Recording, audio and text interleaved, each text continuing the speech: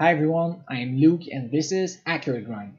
For those of you who don't know this channel, the goal is to try and build a sense of community between beginner player and intermediate player at chess.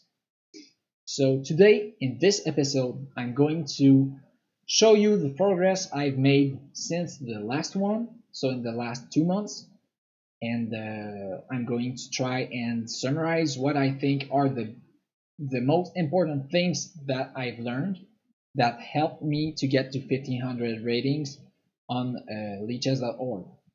So the most important things in every phase of the game, so the opening, the mid game, and the end game.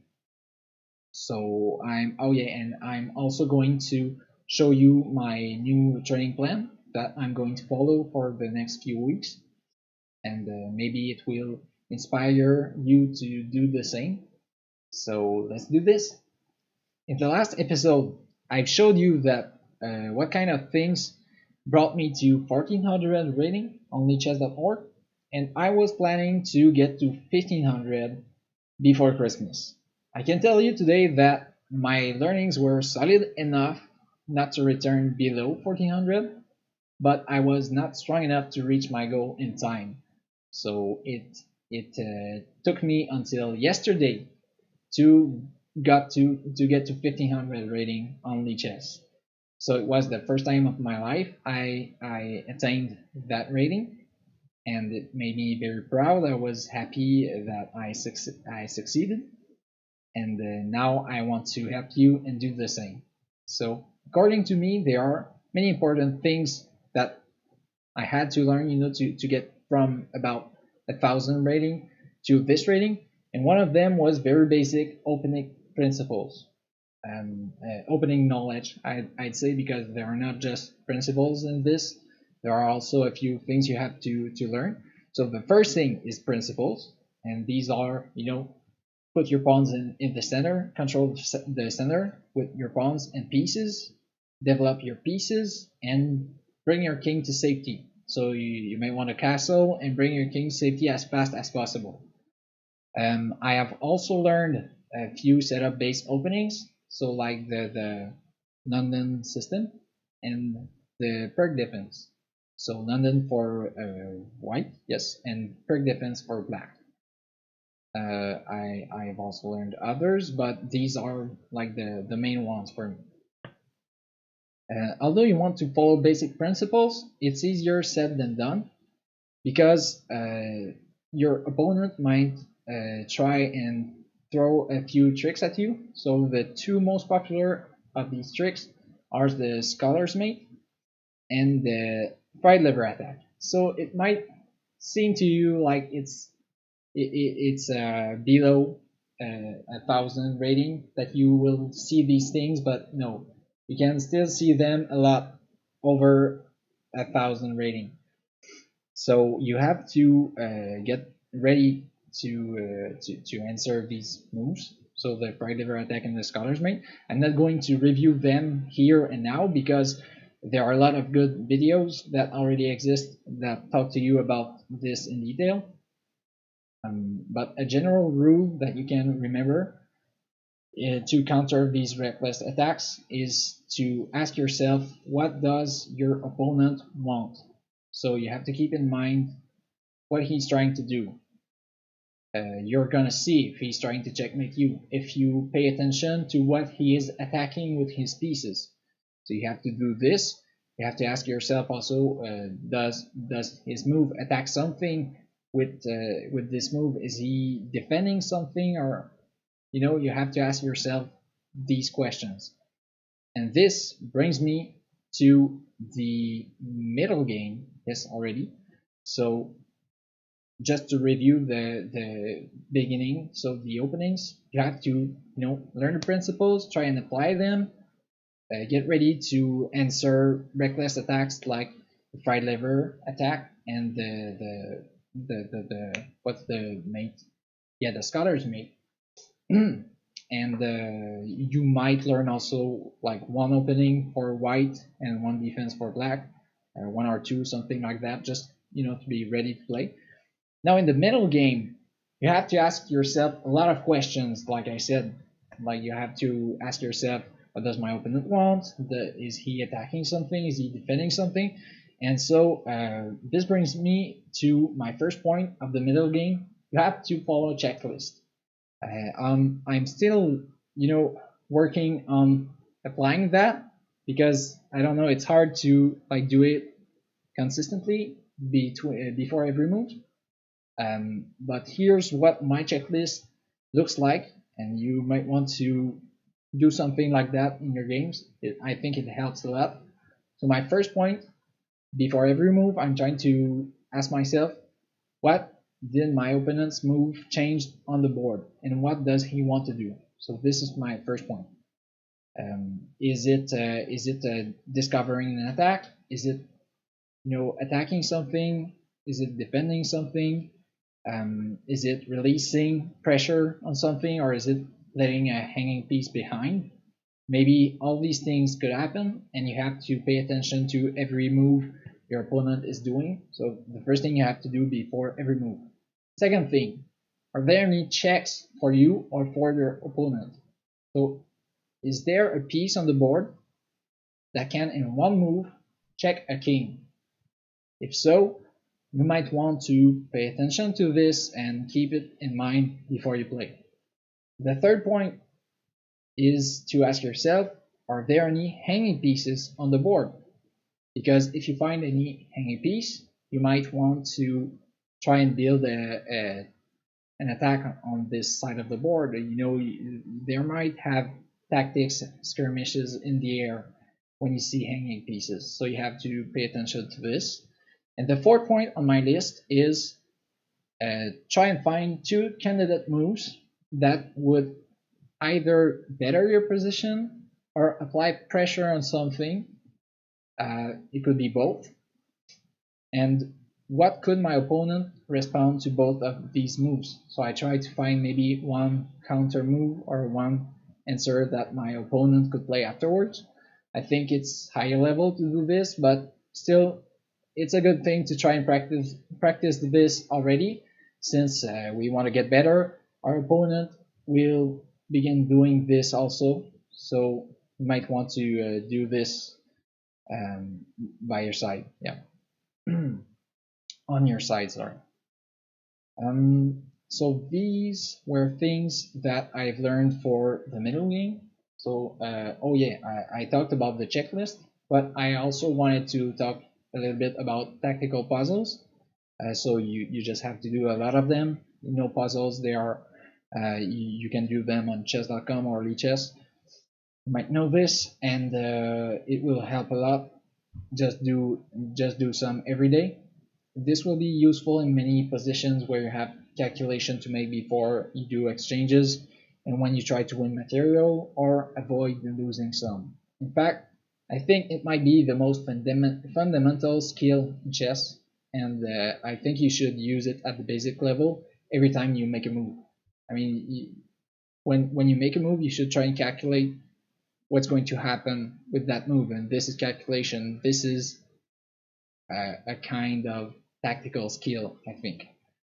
So before you make a move, you should always know what your move is changing on the board. As I said, is it discovering attack, or is it attacking something, defending something, releasing pressure, letting hanging pieces behind? So these are the two things: doing puzzles and applying your checklist. The two things that I think I had to learn to get to this rating. So now in the end game, I don't think there are a lot of things to learn in the beginning. You have to be able to win a game when you have an overwhelming advantage on your opponent. So this means if you have like two rooks and he only has a king, you have to be able to checkmate with two rooks, checkmate with rook and queen, checkmate with two kings, two queens, not two kings. This would be weird. King and rook, king and queen. You have the more advanced, but still two bishops versus a king, a lone king. They are bishop and knight also. This is more rare. but it could happen. It already happened to me in the game, so you might want to be ready for this. So these are, checkmates you might want to learn. So just to be able to do this in the end game. There are also things like king's opposition. You have to know, like to how to promote a pawn, for example. When you have a king and a pawn versus a lone king, in some positions you might be able to win because you know what to do with your only two remaining pieces to promote your pawn and then checkmate with king and queen. So these are very important things. Let me know in the comments if you want me to create a video on something like that. But again, there are a lot of videos you can find on the internet and that explain these things in details. But I think you would have to learn them in order to get to 1500 on lichess, for instance. So in the end game, I had to learn these things, and I think that's it. Like in the end, you have to keep applying principles that you apply in the middle game, in the end game. But in the end game, you have to end it. So you have the checkmates. You have to know. Now, the most important thing I think that I've learned from chess is the discipline. You can only be the best you could by playing consistently. And this for me means having a plan. I have to I have to know in advance what I'm going to do. And I have to do this the same way every time, every day that I play chess, because some days you have to rest also. And yeah, so discipline, consistency, these are things that you have to do if you want to get better, because you might only play chess for fun. Again, it's completely fine, but if you want to get better at chess and you are stagnating on your level, then you have to do this, I think. So that's what I'm trying to do in my videos. It helps me to get more consistent because I have something to produce to show you. So I'm trying to work on myself to get better, and videos on YouTube are like an excuse for me to do that. So I'm happy to do this. And yeah, I'm trying also to make you people feel the urge to do the same, like to practice, to get consistent. And now what I'm going to do in the next weeks is the following. So I'm going to try and play only on this account on now I think you should see on chess.com. So I'm going to play on chess.com for a few weeks, because I just want to play more on this website. I'm still going to play on lichess, but mainly on chess.com, just to try it a little bit more. And I'm going to try and apply this training plan. So you might see there's something wrong with this training plan, is that I don't have rest days, so I might want to change this. It's a very simple plan, but still I have two focus. Maybe I should have only one, but yeah, I have two.